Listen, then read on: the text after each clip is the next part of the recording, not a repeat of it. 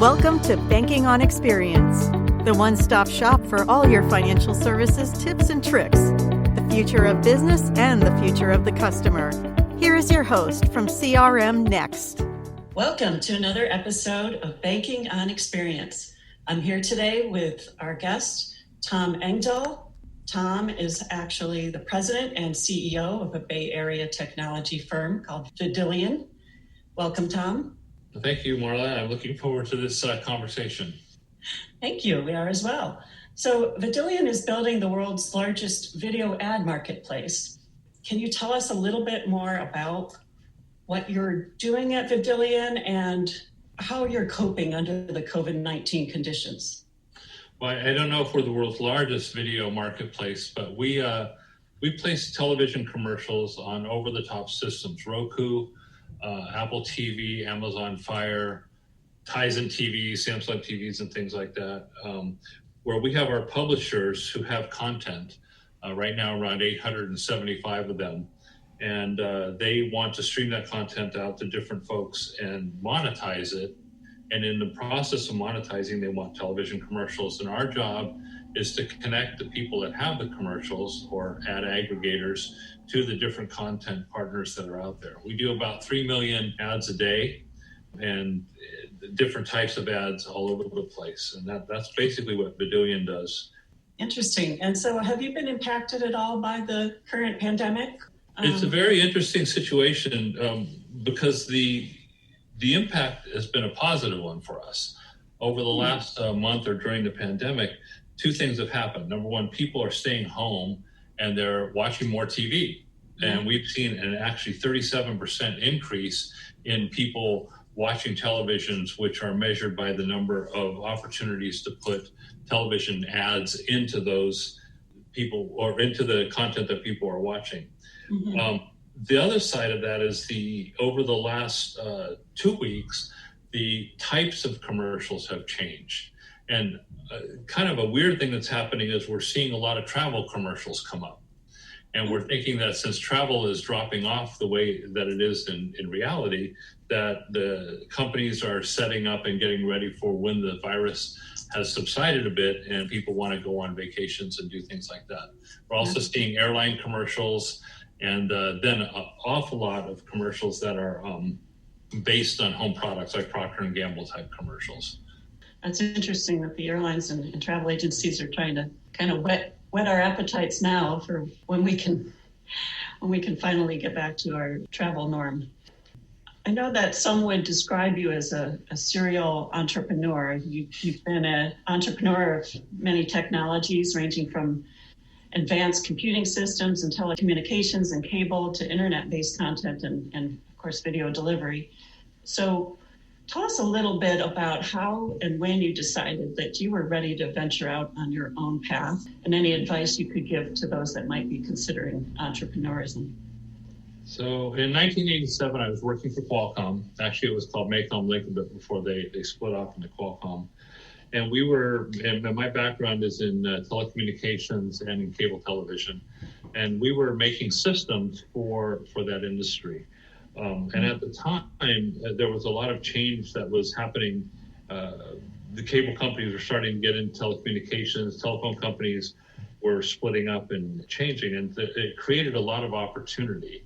And looking back on it, the opportunity that was being created was a lot of technology that could be applied because you had a very large set of monopolies that were now having to be more oriented on new technologies and new things to draw customers in. I don't know that there was any one given point. It was just a process of opportunity of talking with particularly some of the Bell operating companies, Bell South in particular, and New York Telephone, and finding out some of the needs that they had and being able to create a business plan that made sense, which then I brought to a handful of investors, which I met along the way.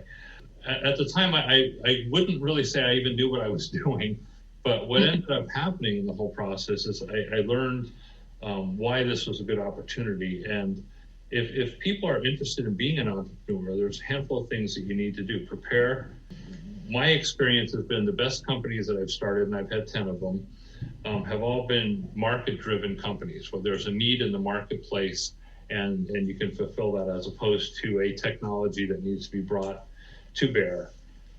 It's not difficult to actually become an entrepreneur if you're working with customers and you can find the needs that the customers have. And then taking risk. I mean, you have to be able to put everything online and in my case, go home and tell my wife I was going to start a new company and, we were going to go do that and have her take a look at me and, kind of with a jaundice eye and say, what are you going to do? The most important part for entrepreneurs is there are plenty of opportunities. And if you prepare yourself with a business plan with customers, there's the concept of just doing it. You can't question yourself or second guess what's going on beyond that. You have to just take a moment and go do it. Yeah, interesting. You definitely need to be able to take that risk, and not only for you, but have your family, your loved ones, those who depend on you, be able to take that risk as well. Huh? Right. Get that buy-in. Thanks for that. I understand also that giving back to your community is a big part of who you are. I'd love for you to tell us a little bit about what you did to help others when the fires were raging just north of your California home last fall. So when the first set of fires were happening in the Santa Rosa area, one of the things that I came across was the fact that older people were having problems with breathing in, especially older homes and stuff, with the smoke that was coming through our neighborhoods. So I decided, and it was just kind of a random thought, I decided, well, maybe these people need some masks and I could donate those masks to them. The same masks that are now in high demand for the viruses that are going along. Yeah. And I went online and found that there were very few masks in our specific geographic area to be purchased because people are already buying them. So I was able to find some up in Portland, Oregon, a few hundred of them. And I flew my plane up there, grabbed the mask and brought them down and gave them to people in Nevada. And we found out that there was a lot of need, so I kept buying them and distributing. Yeah, you asked the question of why that's part of what I do. I don't know. It's just always been when I was a young man in teenage years, there were a couple of families that really helped me out in some things. And that's always just been a part of my being, of trying to help the community and take a look at the needs that people have. And so that's part of what it is now. Right now, with this virus running around, I had some extra masks to give away. And certainly if somebody needs them, I'd rather give them to folks that are in need for that than hoard them in my garage or keep them close. Yeah, and I understand you've already made some donations to medical professionals. Yeah, we've given about 250 N95 masks out, now about 100 just medical masks out. If people need them, they deserve to have them, and everyone needs to be protecting themselves right now. Yeah, thank you. Well, thank you so much for your service to the community and paying it forward that way. That's really admirable. Well, we're at that point where we ask the last question, which is the same for all our guests. And I'm wondering, Tom, if there's a company that has made you feel really special, kind of more like family than a customer, that you can think of, and let us know why, what they did that made you feel that way. So there are two companies, one business related and one community related. In our town of Novato, there's a restaurant called Bacon, and it's a nice little breakfast kind of place, a lunch kind of place. They have stepped up and they are offering the community for free meals without questions, and they've been filling a lot of need for people that are here, and they've been a real great example to our community. From a business point of view, it's really interesting because what they're building is long-term loyalty, right? And for customers and people that want to go there.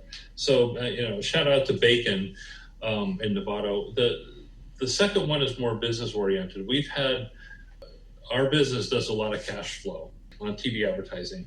So Wells Fargo is our main bank, and they reached out to us completely unsolicited and asked what they could do to help, and offered some loans and financing at incredibly good rates. We don't necessarily need them right now, but it was very impressive that they would go the extra mile and make that offer. And then a second one of our business operating banks is a company called Lighter Capital out of Seattle, and they did the same thing. They called and actually, without us asking, changed some of the terms on our short-term loans, and did that because they wanted to help make sure that their clients and their companies stayed in business. And of course, things like that create a vast amount of loyalty for us going forward. We'll be able to hopefully work with them in the future, and they've certainly gained a customer in us, and we will continue working with them as best we can. Yeah, it's wonderful when companies are proactive that way, instead of reactive, and especially now with all that's going on with our pandemic. People are suffering, and sometimes it might be embarrassing to pick up the phone, but they'll talk to someone if they reach out. So thank you so much for your time today. You certainly have an interesting story to tell, and really appreciate it. More than welcome, and thank you for the opportunity. This is great. All right. Tom Engahl from Vidillion, and this is Marla Fields from Banking on Experience. Thanks for your time. Thanks for listening to another episode of Banking on Experience. Remember to tune in each week and subscribe, where we aim to simplify work, drive growth, and deliver on experience.